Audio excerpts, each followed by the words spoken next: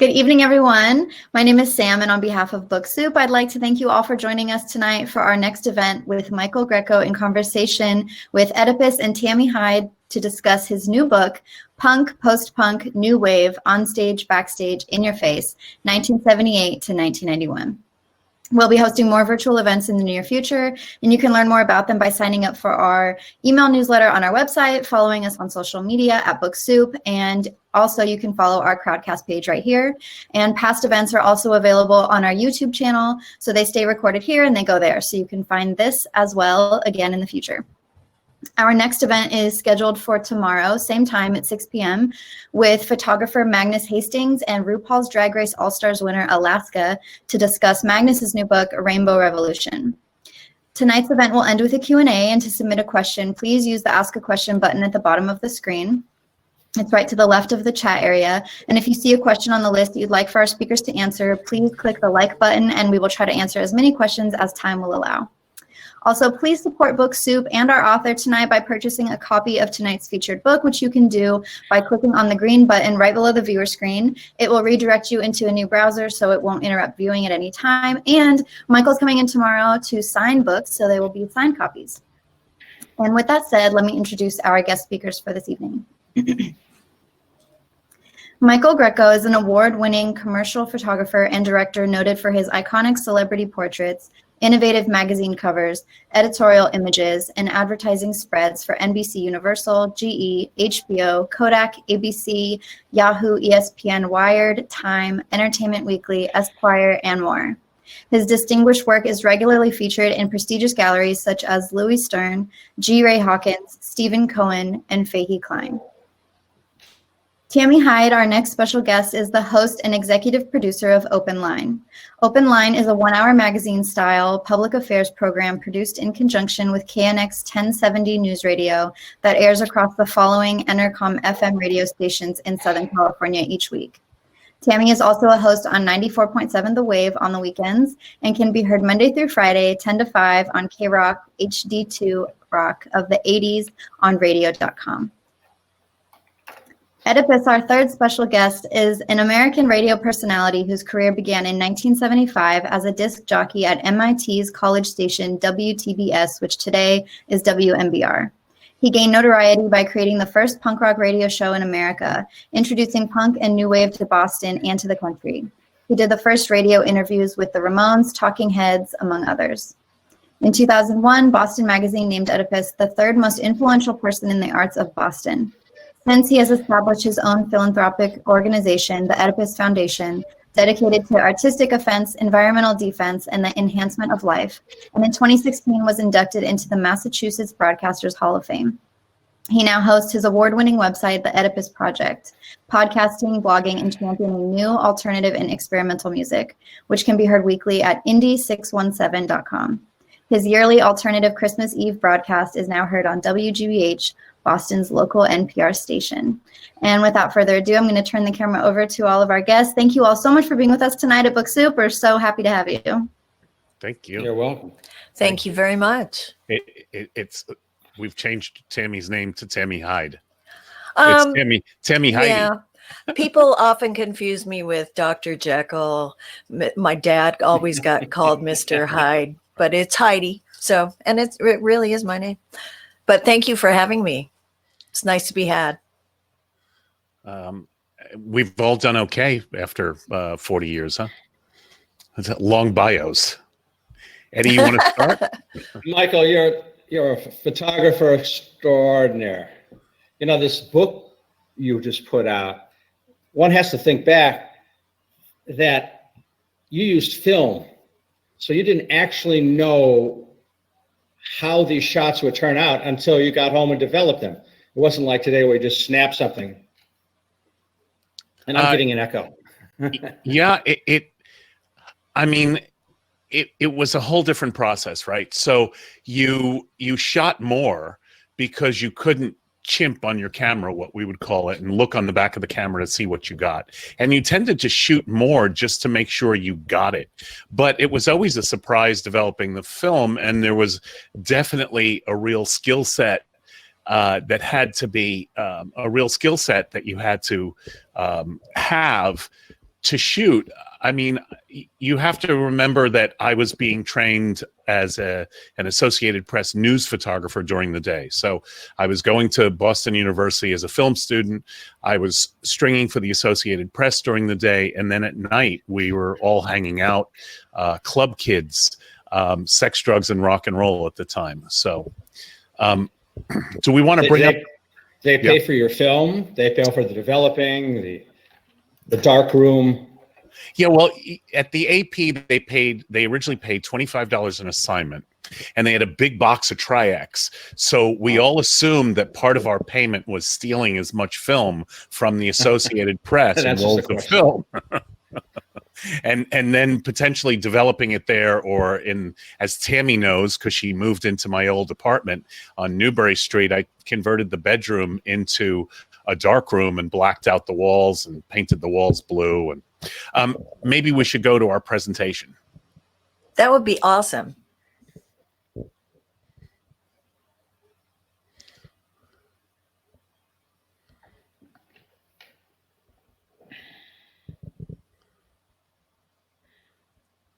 Do we have sound here? I think I was at that DK's show at Fensgate, Emerson. No, that's the channel. Oh, it is. This is a little yeah. That's definitely not the sound of it.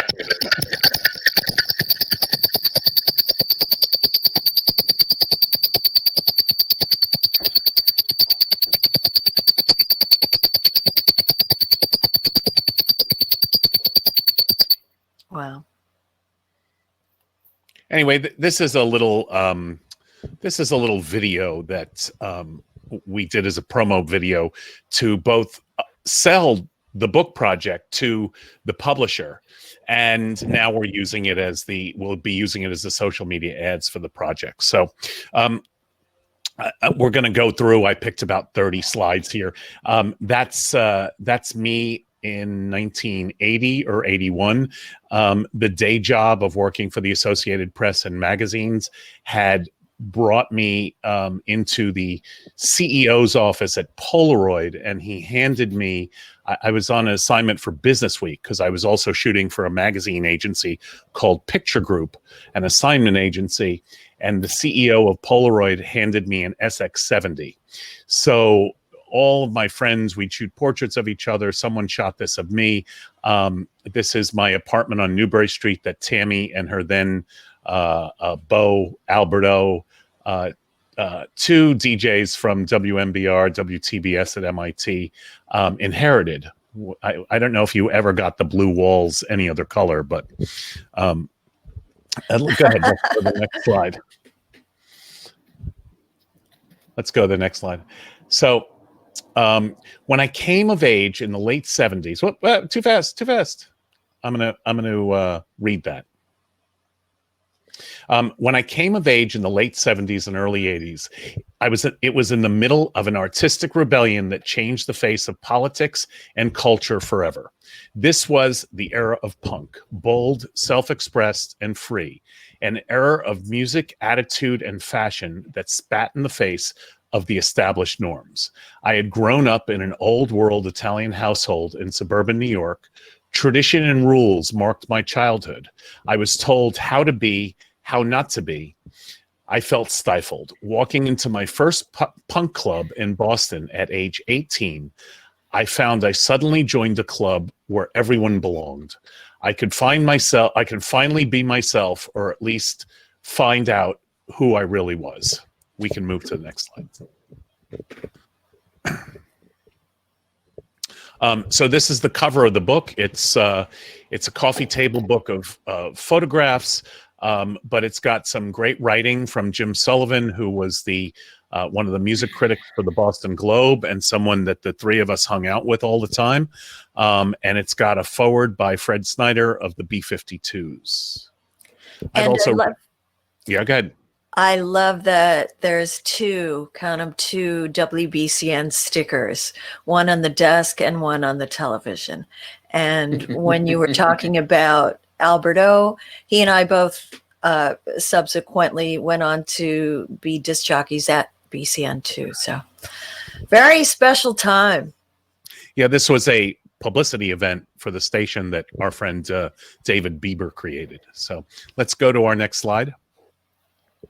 What I kind of like in this period, you know, as I have to talk about it more and more, I was a kid who grew up in New York and really listened to jazz. I thought most commercial rock and roll, and this does not include the Velvet Underground or Bowie or Roxy Music or Iggy Pop or Patti Smith, but most commercial music at the time to me was inauthentic. It was very much a concept, a construct of record companies to make money, knowing that record sales eclipsed movie ticket sales, sporting event ticket sales, and I forget the other third metric, but that record sales were so big that record companies put together bands that were what I will describe as inauthentic. And punk broke through into the scene because of radio stations like WTBS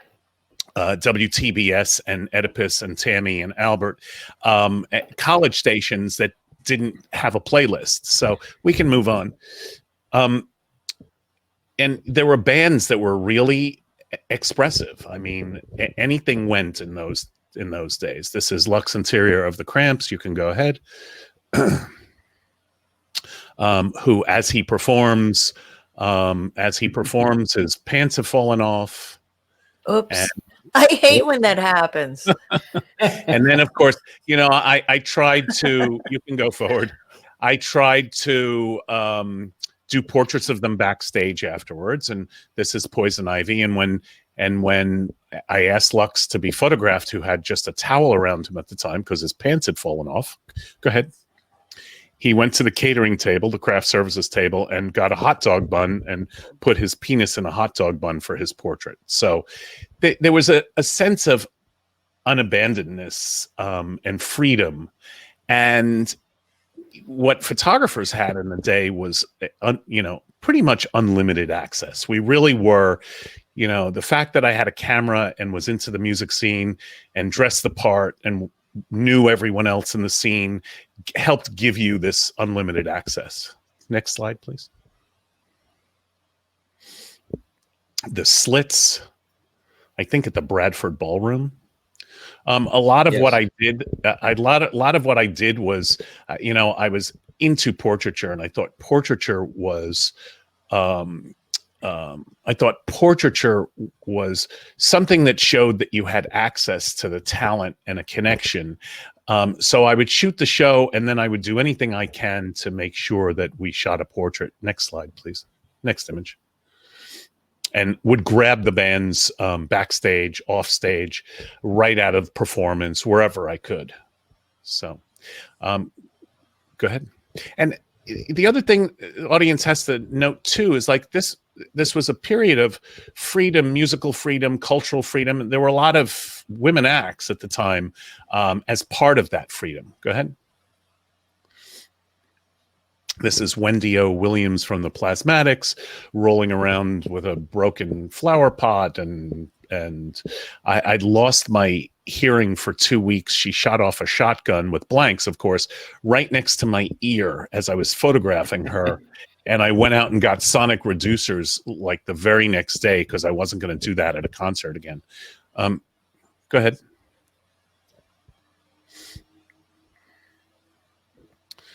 And then we had, it was a scene. It was a scene. I worked for WBCN doing publicity pictures for David Bieber, who ran the promotions department. You can move forward. And I worked for Boston Rock.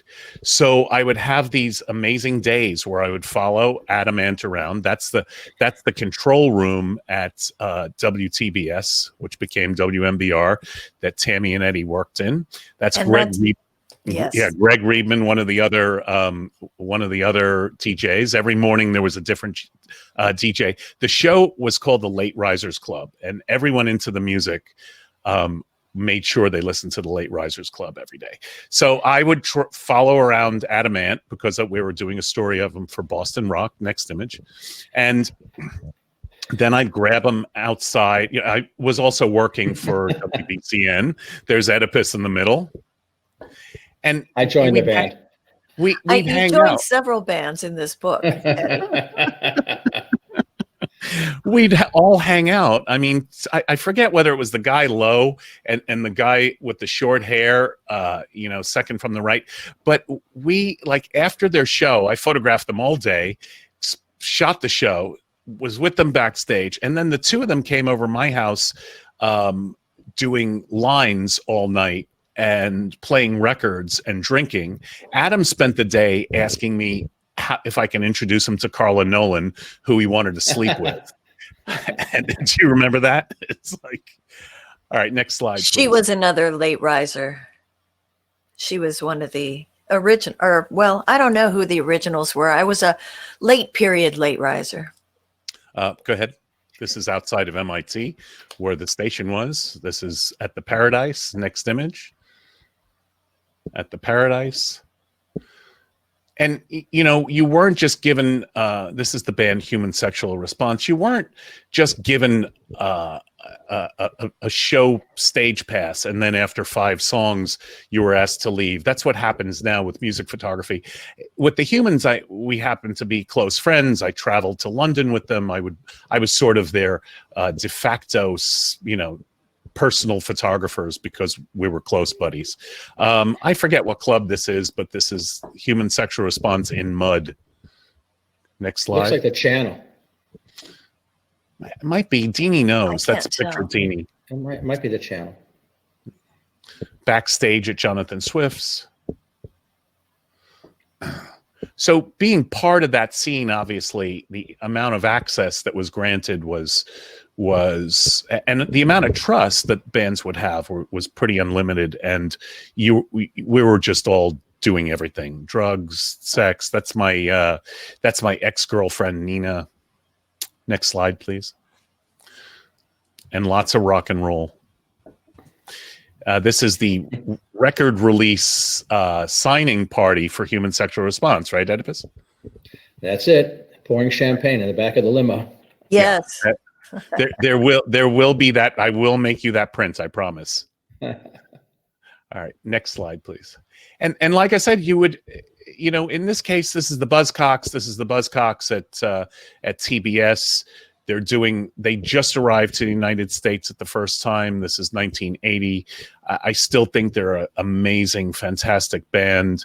Their first radio interview was WTBS, and then I'm hanging out with them all day taking pictures. So next slide. We're headed to their hotel room where I photograph Pete Shelley and the Rest in band peace. in the mirror. Yes, Pete is passed. And then at night, another friend of ours, Jan Crocker, was shooting video. So I was on stage with the band, literally on stage, operating one of the first video cameras and shooting video footage of the Buzzcocks' first concert in the United States. Boston was the landing place for everyone's first concert. You can go forward. David Byrne with Adrian Belew, and a lot of these things were very casual. This was a cover to Boston Rock. I went up to David Byrne's room, and David Byrne is listening to Pygmy music on a cassette player because he had his world music label. And Adrian Belew is a great guitarist from King Crimson. Byrne and the Heads would collaborate and make innovative music. The whole time together. Go ahead. Next slide. Backstage with the Clash. I think Oedipus was with me here. Yes, I was. Drove down to Cape Cod Coliseum. I can't figure out why she's sucking her thumb, but she's sucking her thumb. This was Cape Cod, not the Worcester Central. Maybe it was Worcester. Maybe I got it wrong in the book. I thought it was Cape Cod, but Perhaps. I remember They that all wood blend paneling. This is Bonds in New York. I mean, for this show, I'd get an assignment from Boston Rock, and of course, the Clash were gods. They were the band, and they still, they've still held up after all these years. I'd get an assignment from Boston Rock. My friend Tristram was the writer. Just let's hold on this. he'd be like, I don't know how we're getting in, but our friend Anne Marie, who was just a fan at the time in town, knows Steve Jones from the Sex Pistols, and he's going to join us on this trip. And so I wind up driving like at some ungodly hour at night, I think, or in the morning, where we crash. I'm sleeping on somebody's floor with Steve Jones of the Sex Pistols, and then hanging out. We shoot the Clash because we have passes to shoot them in concert, but we're hanging out backstage, and Steve's trying to get us in, and then once we're in, it's like, oh, we're cool, I'm doing lines with Topper and hanging out, and everyone's smoking and drinking, and it's you're part of that backstage party backstage. Go ahead.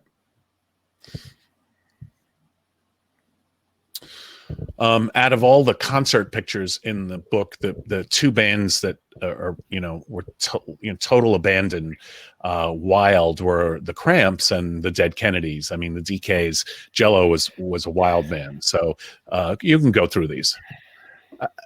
Again, I would always do portraits of everyone backstage, but also try to shoot the live portion, especially with a band like this that is so innovative.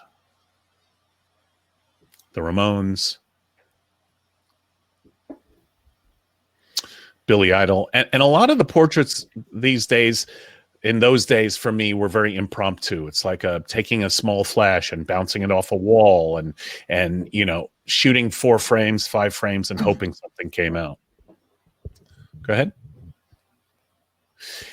This is sort of the last. This is the last picture of the book from timeline wise. This is sort of my transition into Hollywood. This is Daniel Ash of Love and Rockets, and my transition into Hollywood, doing conceptual celebrity portraits. In this picture, because he was of Love and Rockets, I had a special effects guy come, and we illuminated him by the flame, and it's the 91 picture of all the others. You can go forward at this point too. So this is Human League. This is the back cover of the book. I love it just for the lighting here. And we can go to our last slide. I am literally going in tomorrow to sign books. If anyone buys books, we'll sign them tomorrow and get them out to you. So I turn this over to more of a forum. Oedipus, Tami. Who's in the background there in that shot there with the window? Oh, yeah. I was curious about that, too. Got to be someone from BCN, right? Doesn't look familiar. I don't know. It looks more like someone... Wasn't that Danny McCluskey's boyfriend or something? I don't know. It could have been. Jeez. I mean, the funny thing about all this is I haven't, Oedipus was at my first wedding. We're pals. Tami and I used to hang out, and we haven't seen each other in 30 years. And this is just a true pleasure for me.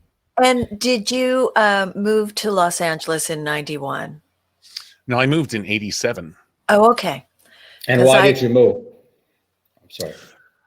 I really saw myself as wanting to do celebrity portraiture. I was so influenced by Annie Leibovitz, and I moved under the auspices of working full-time for People magazine, but I was still doing photojournalism for them. And every time I was doing photojournalism or covering news, I kept thinking, I wish this would happen. I wish that would happen. I would have dressed him like this. I would have done this whole event here. And I just realized that I wanted to create these images and make creative images and not just capture what I've been given, so to speak. So I really moved out to be, that studio location celebrity photographer.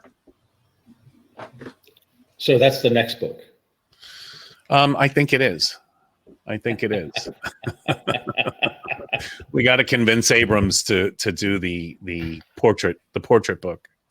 So this is my 4th book. I've done 2 lighting books, and I did a book of people at the Adult Video Awards, a series of portraits of everyone from fans to the adult stars at the Adult Video Awards. So I did the last one was a real book signing with porn stars at Book Soup.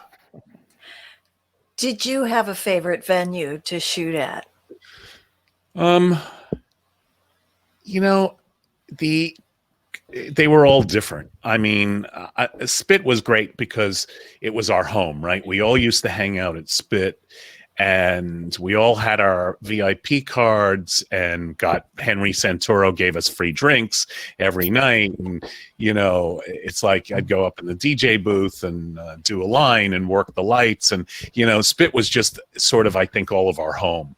But they all had their own personality. I mean, the Underground was ridiculously tiny. The Cure played their first show there. Bauhaus played their first show there. I think the Jam played there.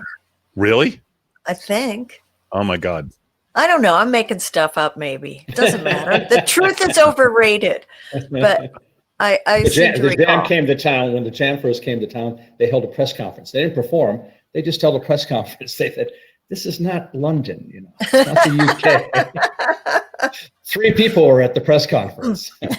3 people in the band. Yeah, I mean, you know, the Rat was its own thing. I walked in there one day during the day, and it smelled of cigarettes, stale beer, and puke. It was its own thing. The Channel, every time I parked there, my car would get broken into. So because you're in Southie, you know, all of these clubs had their sort of you know, quality to them. The Paradise was civilized, at least, right? So you seem to shoot a lot in bathrooms. You have bathrooms from all the venues. Those are the backstage. Those are the backstage areas, and they look like bathrooms right there. You recognize the graffiti with Poison Ivy and Lux and Jello, and that's the same graffiti in the Channel. So,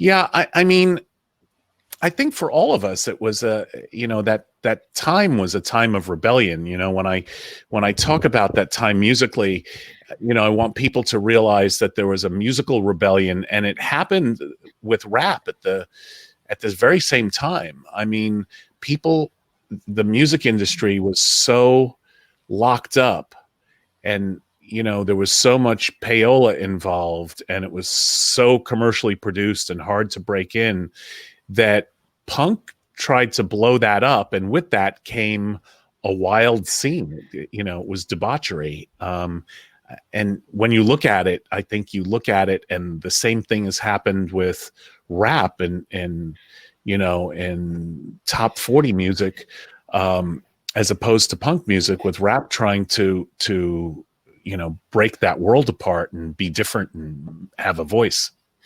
So it was a wild time for all of us.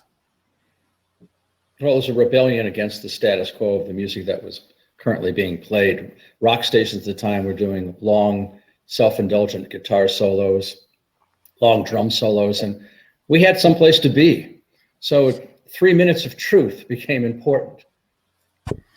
Yeah, that's right. That's right. And you were actually brought in from WTBS to WBCN, and you brought everyone from the Late Risers Club to shake up WBCN and not play that album-oriented, you know, as it was called, rock. You know, we needed the attitude. It was the attitude of the DJs and of the spirit of the time.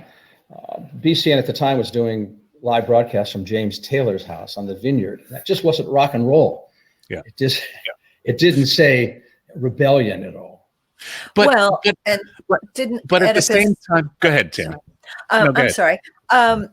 Oedipus, didn't you also at one point say, look, if I have to play Foreigner to get people to listen to The Clash, I'm going to play Foreigner.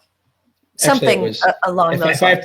If I have to play the fucking Grateful Dead, okay, we'll play the fucking Grateful Dead. The fucking Grateful Dead. To this day, I cannot stand. But to break the Clash, and we broke the Clash. Right. Yeah, you rode the line very well, but you know, if I give an example of what inauthentic bands were, bands that were produced by the record industry, you know, they were Boston, Foreigner, Kansas, Rush. I mean, it was the antithesis of punk and post-punk and new wave. It's what the music really wanted to rebel against, right? So you rode the line by bringing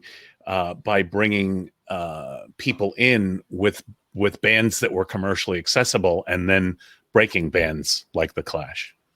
So, Michael, you've been backstage. You've met a bunch of bands. Which of the bands or the artists did you actually become close with? I mean, some you just meet, like you go backstage and you say hi and you introduce yourself. We've all been backstage and done that, but others you actually make a connection with and have a relationship with.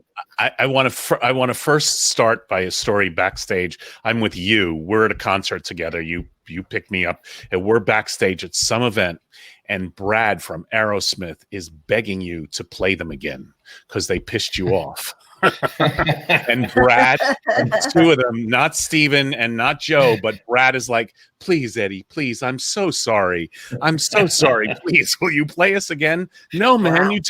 You did that concert with WAAF and you blew us off, man. We made up. They did a free show for us at the Worcester Centrum. Remember? You did. I remember. Named it. Yeah.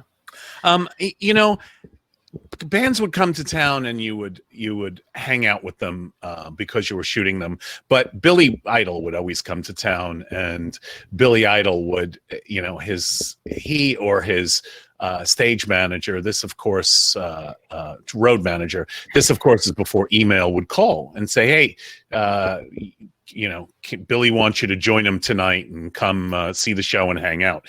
So, I mean, this went on every time Billy came to town, and I got a call from Ace Penna, his road manager. And what was the club in Portsmouth, New Hampshire? The Carousel, or there was some club in Portsmouth, New Hampshire, and I go up and I'm hanging out with Billy. The casino? The casino. Yeah. Right on the water. The Hampton Casino. Yeah. And we're backstage, you know, huge backstage, but it's filled with crap, you know, and Billy comes, we're hanging out, and Billy comes like running across the backstage screaming. He's looking at me. God damn it, I've told you. And he takes a metal milk crate and he lifts up the metal milk crate and flings it at my head. And I moved just in time. And it literally was a metal milk crate, which stuck in the sheetrock. Like it put a big hole in the sheetrock. And I'm stunned. He looks at me and goes, you're my mate. And you're not supposed to be asking me to take pictures all the time. I've told you. Your girlfriend. And I said, Billy, what girlfriend? I have no girlfriend.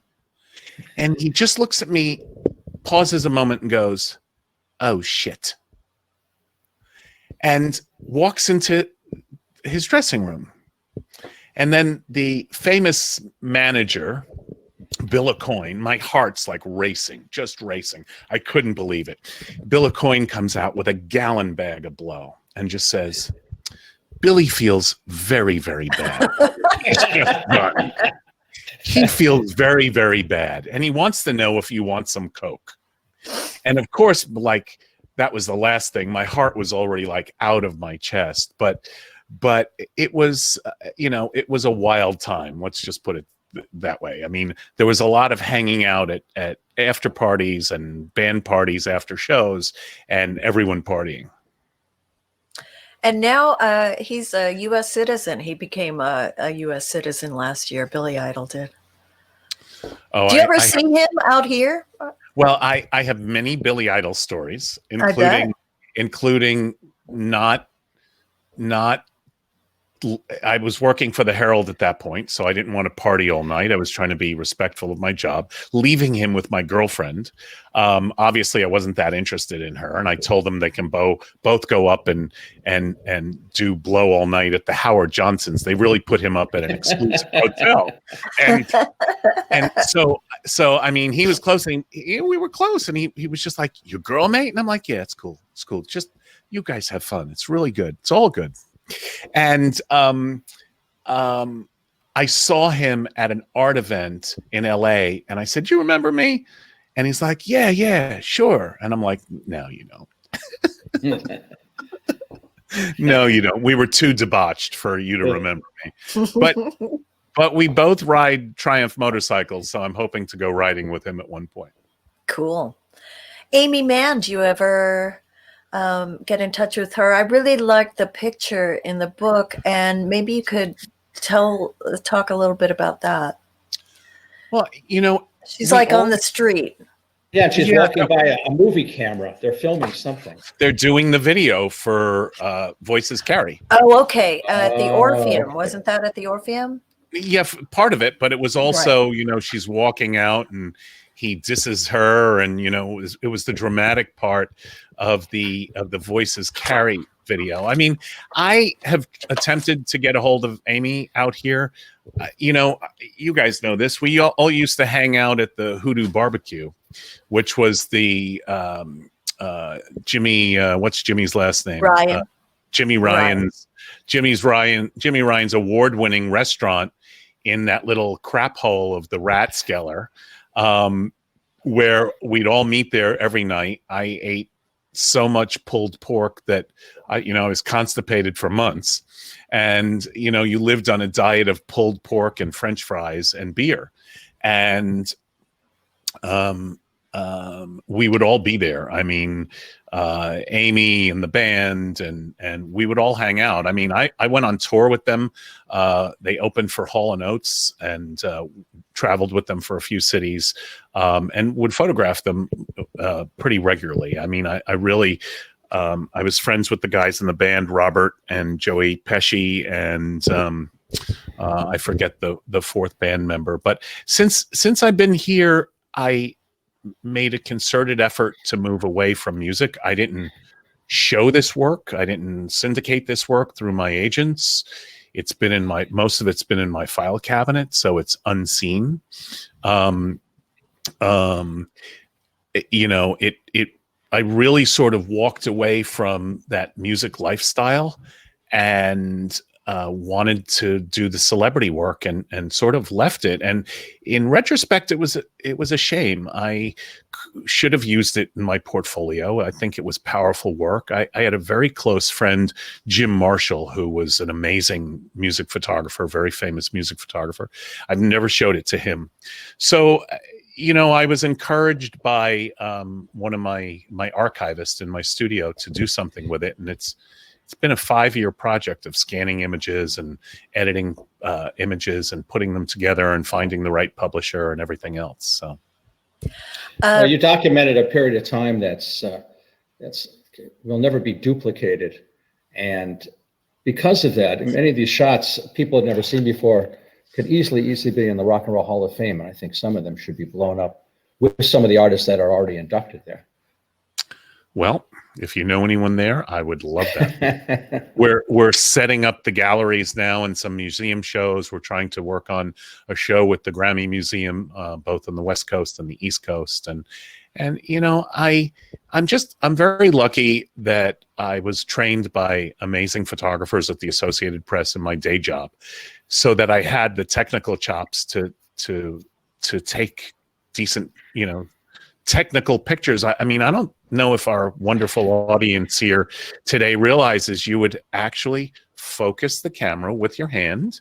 You would have to set the exposure with it. You didn't get to look on the back to see if the picture were there. Like, you had to have technical chops. You had to load film in the camera, and there were times you'd roll the rewind knob and realize you just shot 20 pictures and there's nothing in the camera. And you'd go, oh shit, and you'd be so upset. And it's like, you would carry two, I was a journalist, and I treated all of those events that way. I carried a real camera bag with lots of lenses and a couple of camera bodies and motor drives, and shot it the way I would shoot Governor Dukakis in the morning. So what do you think now? With everyone is a photographer, or thinks they are, and has a camera in their pocket.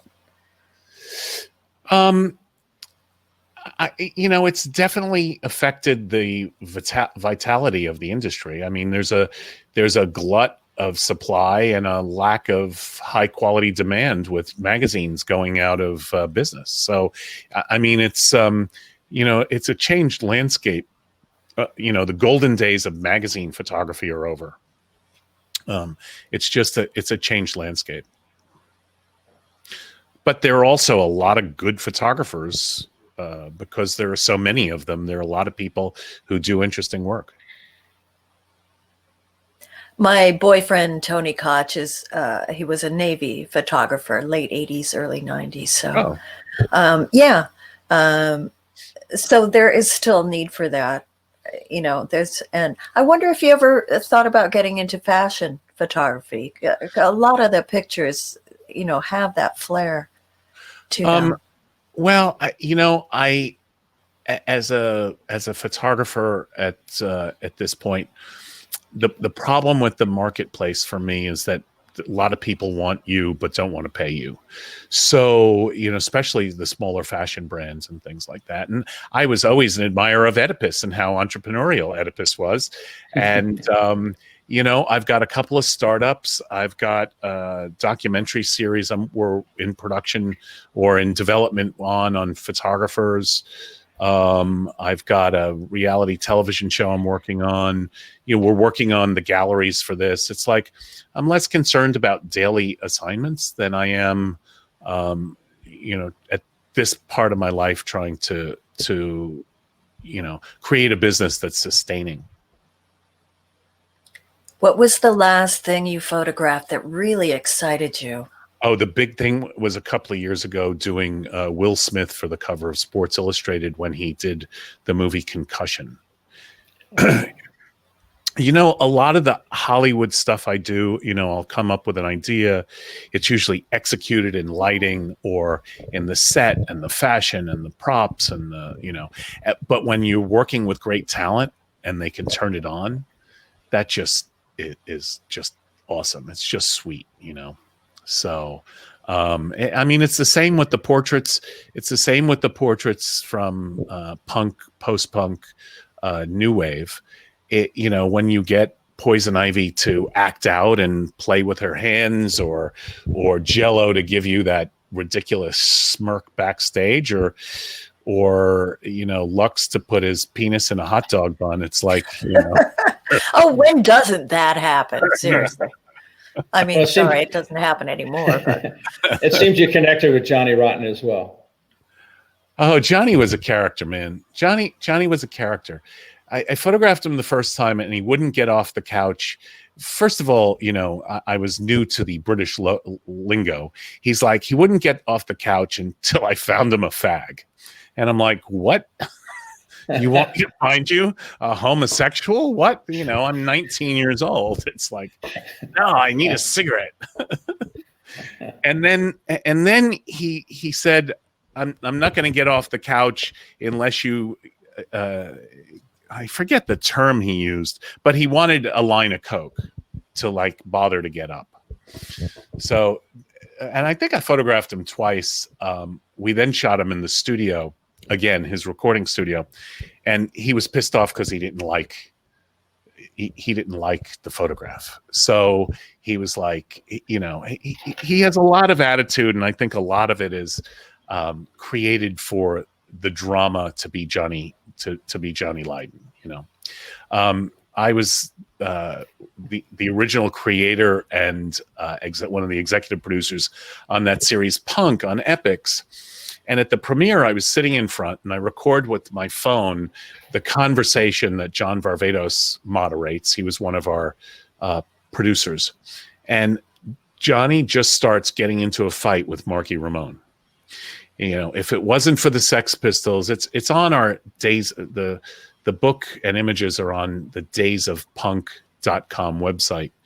Of course, because the book title would be too long to do a URL of. So there's a video on there in the documentary section that's Johnny Rotten telling Marky Ramone that you'd be serving fish and chips if it wasn't for the Sex Pistols.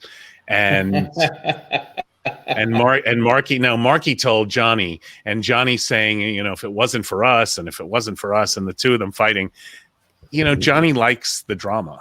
So he likes the drama and he likes to make a scene. Do you think that's why he's being such a punk now? He's always been like that.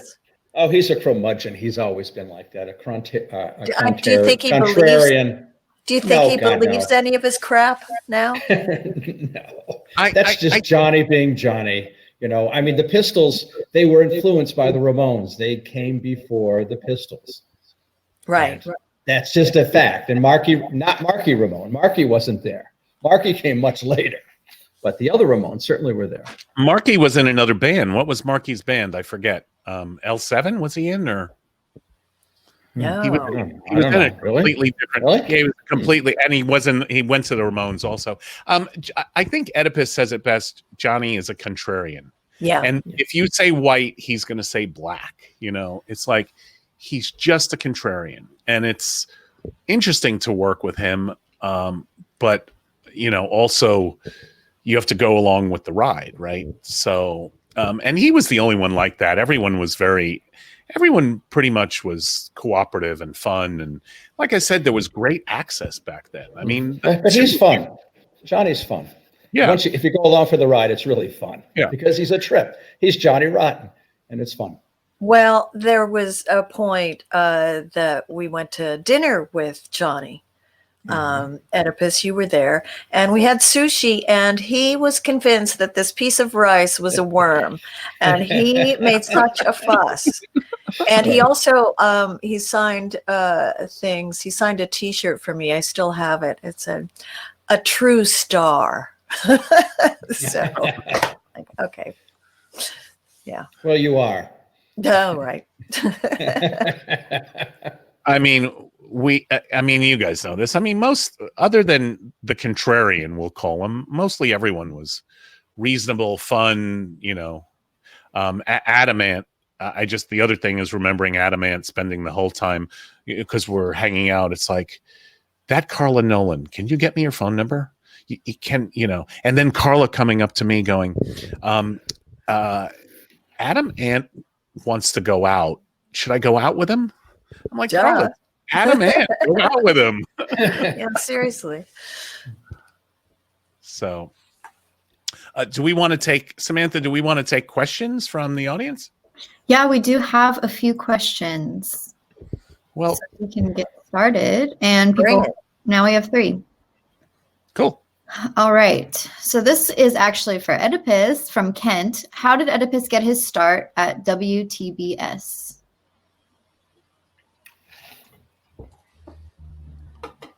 I was a volunteer writer at WBCN, the big rock station, for the Morning Man.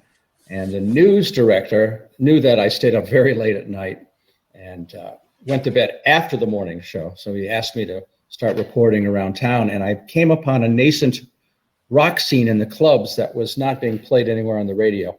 These were the precursor, the early days of punk rock. And you couldn't hear it on the radio. So I asked around and found out that the MIT radio station accepted volunteers for radio shows. So I went down there and volunteered and eventually created the first punk rock show in Boston and in the country. And at that time, it wasn't called punk. It was just kind of this DIY music, and I would scour the record shops for singles, because in those days you had to have a 45 if you wanted to be played on the radio.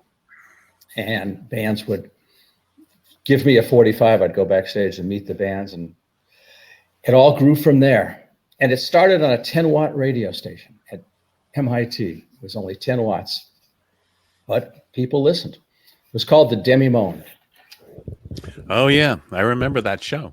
And you started showing up in the Arbitron ratings, right? You started getting mentions. Right, and that's why WBCN said maybe we better hire him, because there's some music here that we don't know about that's actually happening. And out of the Demi-Monde, that's where the Late Risers Club, it grew out of that, because it became so popular that it had to be on every day and not just on Saturdays. I mean, we have to give credit, right, all of us, to Newbury Comics. and walking into Newbury Comics and asking Greg or Mike Drees what the latest was that we had to have, what latest 45 or, import album or. I would trade with them for the domestic albums that I got that I was able to steal from WBCN and trade for the singles that I needed to play for my show. I was so lucky because I had first dibs on all the imports. Mike and John, who owned Newbury Comics, one graduated from MIT. That was John, but Mike didn't. But Mike was the one that was going to England, going to London, late 70s, early 80s, and buying up badges and punk singles. And they started to sell those records in the mix with their comic book store. So thanks. There's a strong MIT punk connection in Boston. So.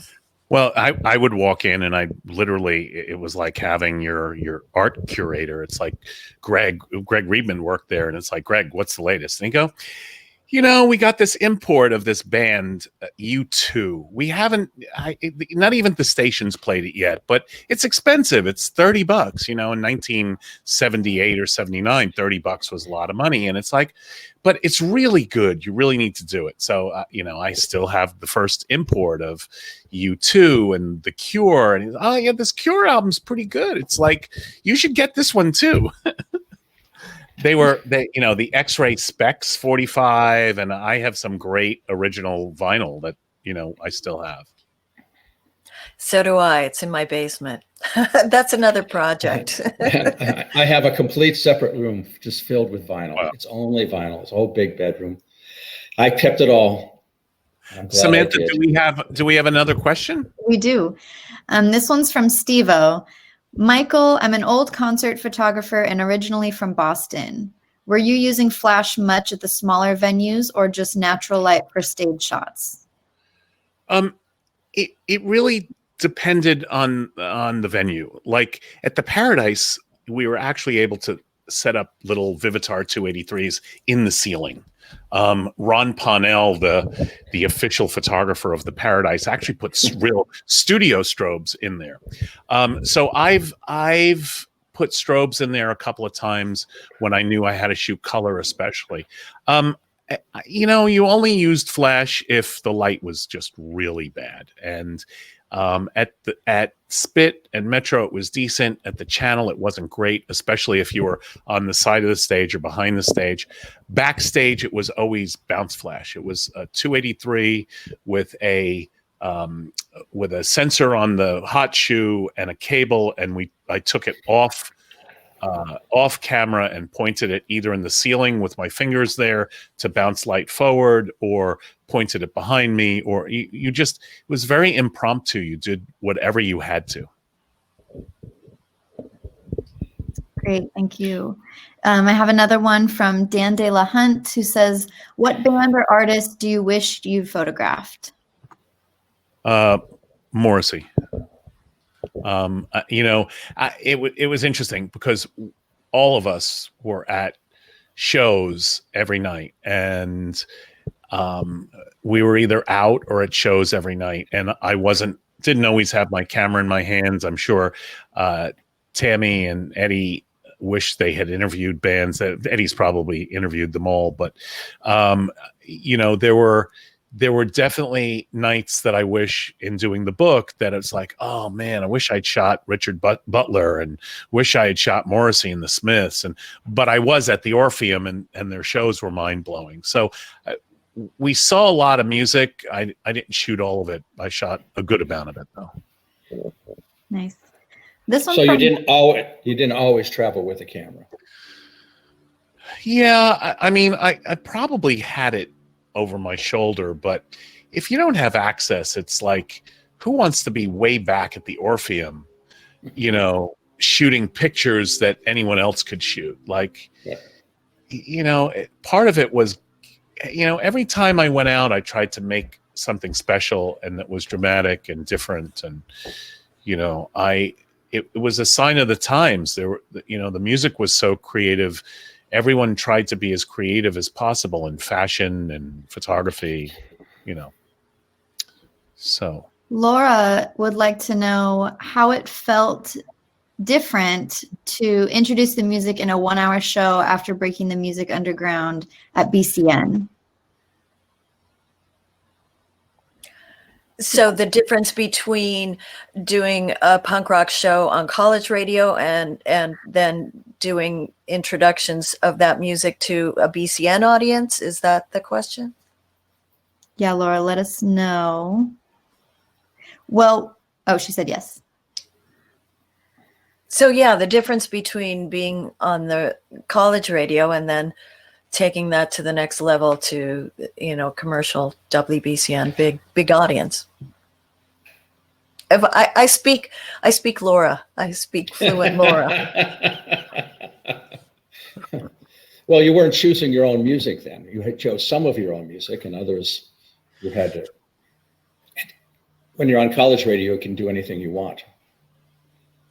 Yeah, can I step in? I would say that doing college radio is some of the most fun you can have with your clothes on. There's no program director but you, really, largely. But now hosting for these many years and on commercial radio, something that Carson Daly, who I worked with at K-Rock, said when he was just starting out on MTV and TRL. He was interviewed by Spin Magazine, and they said, "You play all these awful requests, all these awful songs on TRL. Doesn't it bug you?" He's like, "Look, I see myself as a bartender, okay, and I might think that you're asking for the worst drink ever, some frou-frou crap that I would never drink, but it's my job to serve you what you're asking for." And as a host, I just, and people sometimes say, "Oh, Tami, you started out, you were doing punk rock, and then you did rock, and you did this, and now you're, you know, on the wave." And it's, I said, it's just hosting. It's just hosting. It's just a different set of things. And so I think it's important to know your audience, but I would think, Oedipus, that it would be a thrill, this music that you're so passionate about, that you get to bring it to a larger stage. Oh, it's thrilling. But also, Tami, you're an entertainer. So it's not just necessarily the music, it's everything between the music. It's what you do, it's your attitude, how you present it. It doesn't just have to be the music. I want to remind people too that Oedipus came in from WTBS in a position of power. He was the program director of WBCN, so he made those mixes. He had to put, you know, as he said, the Journey in with the Clash, because the station was playing Journey. And, you know, he couldn't just switch over one day and alienate everyone.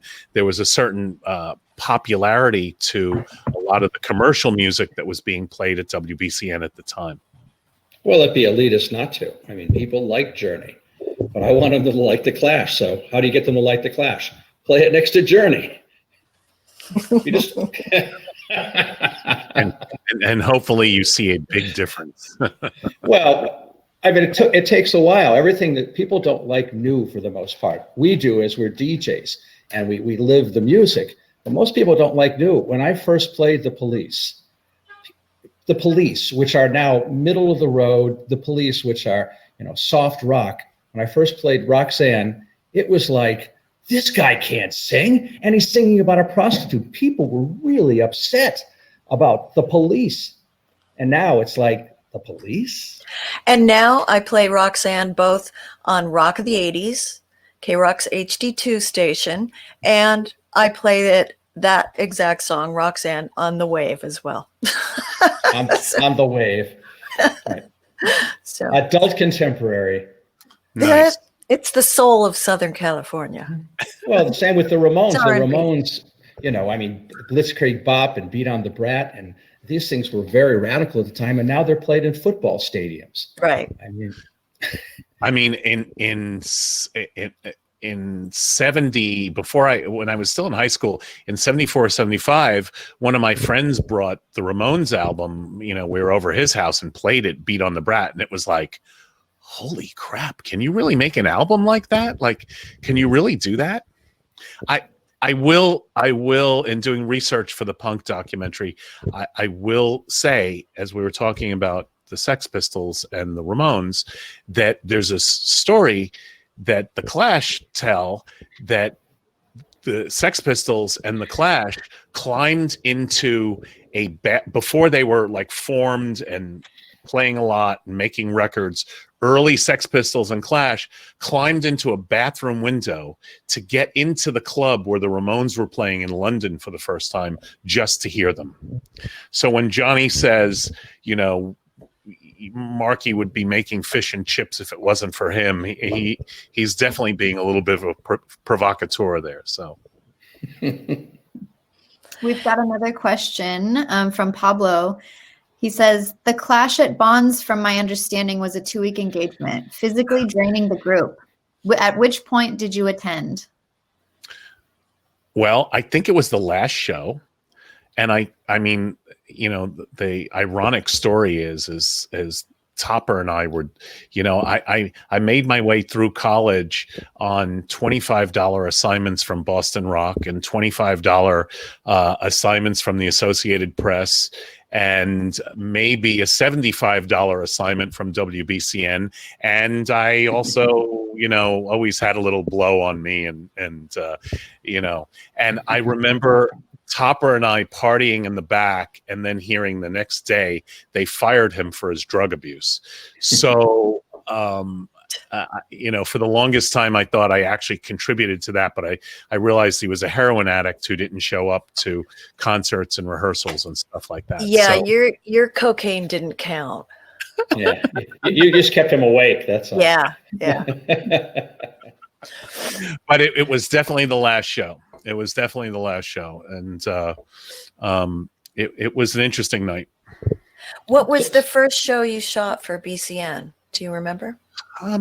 Beeps would hire David Bieber, who was the promotions director for the station, would hire me to do all sorts of stuff. I mean, I was with Oedipus all night with Stevie Nicks. We were hanging out with Stevie Nicks, and she sang in the booth, White Winged Dove, or whatever that song is, The Edge of 17, right?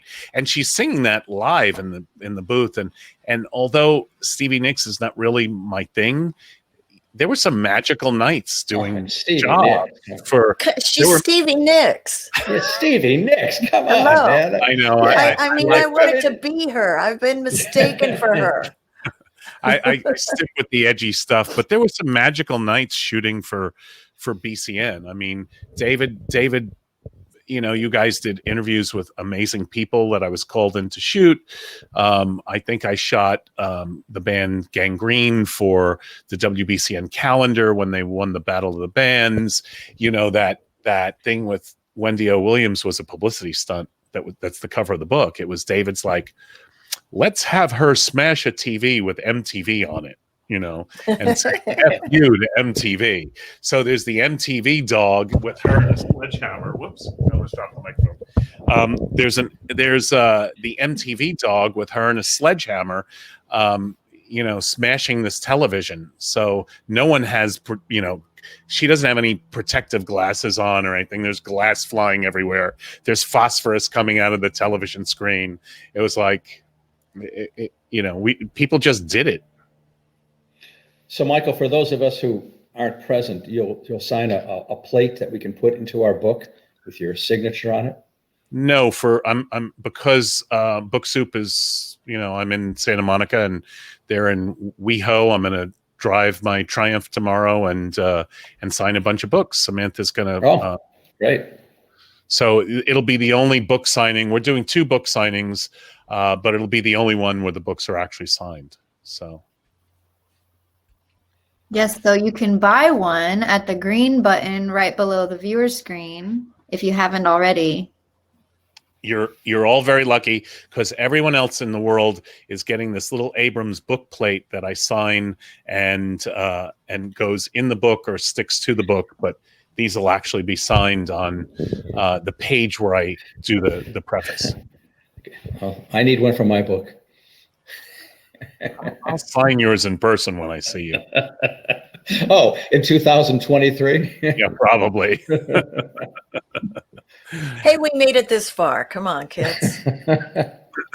We're all still here to tell. And thank you for inviting us to this, Michael. This is fun. Absolutely. I haven't seen either of you in a long time, and definitely have to hang out after this. So We'll reminisce some more. Samantha, do we have any more questions, or are we at our time? We are at time, but we can answer more questions if you like. I didn't want to take up all your guys' time. It's up to you. Let's do one or two more. Okay. This one's from Dan De La Hunt. What are each of your favorite bands and or artists? The Clash, the Buzzcocks, the Sex Pistols, the Dead Kennedys, the Cramps, Magazine, the Modettes, the Mekons, the David Bowie, The Clash, Mozart. Sonic Youth, Replacements. It changes. Ask me tomorrow. And then, of course, there's all the women in pain that I love. Oh, Dead yeah. Can Dance and Cocteau Twins. I would say that when Oedipus was hosting on BCN, the specialty show, what was it called? Nocturnal Emissions. Nocturnal Emissions, of course. I could tell if it was him or Bradley J or Alberto by what they were playing. Like I wouldn't have to hear the DJ. I could just hear a couple songs and figure it out. And Oedipus, it was Women in Pain. The women that we would play. It's like, oh, there's a bunch of, it's top heavy. So Oedipus is DJing tonight. If it was Bradley J, it would be like metal, intense, hardcore. And if it was Alberto hosting, it was just all the stuff I liked. You must be a Leaky Lee fan. I like Leaky Lee. Oh yes, But Oedipus has got to like Leaky Yeah. Lee. Oh, absolutely. Woman in Pain. Yeah. And Angel Olsen. I mean, we just gone the list here. I mean, Agnes Obel, Dead Can Dance, Cocteau Twins. For Rolling Stone, I shot Dead Can Dance, and I was using these little Lisa Gerard. Oh, what a voice! Using these little hot lights, and I told her to look up, and there's this little like Hollywood hot light, and she was like, "Will it burn my retinas?" And I'm like, "Yes, Lisa, it's going to burn your retinas." A voice of an angel. I love the band. So, what time is your signing tomorrow? It's not public. I'm just going over at 2:00. Okay. One more question. Yep. We got one more from Steve-O. Was there any fun competition between you and Ron, Leo, or Phil back then? Phil and Flash. We just hung out.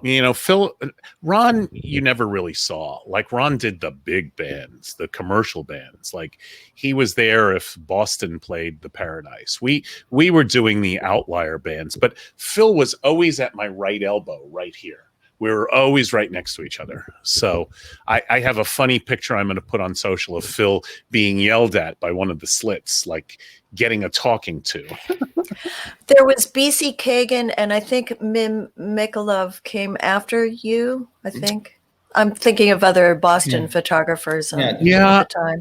Mick Love, I don't know, but Kathy Chapman, too. Yeah, Phil has a show now. He has a show at Boston Market right now of some of his hardcore stuff. Yeah, but Phil and I were shooting next to each other, and we were always competitive, and I shot for Boston Rock a lot, so I often had backstage access, and but he's brilliant with the jump and the live concert picture and everyone jumping, like the Jam and the Damned, and everyone in midair. All right. Pogo photos. And that point, let's jump. Let's jump. I want to thank our audience. I want to thank Oedipus and Tami for doing this with us, and our audience for being here. And as we said, if you buy a book, you'll get it signed. It'll be the only signed books available because of COVID. And I want to thank Samantha for hosting. Yeah, thank you all so much. It was so fun to hear all the stories, and thank you all for your questions and engaging in the chat. And it was really an honor to have all of you. So thank you so much for joining us. Thank you. Everyone, Thank you. have Thanks a for inviting me. wonderful night. Thank you. Happy Thanksgiving, everyone. Oh, yeah. And happy Veterans Day today. Yes. All right. Good Take night. care. Thanks, Tam and Eddie. Bye. You're welcome.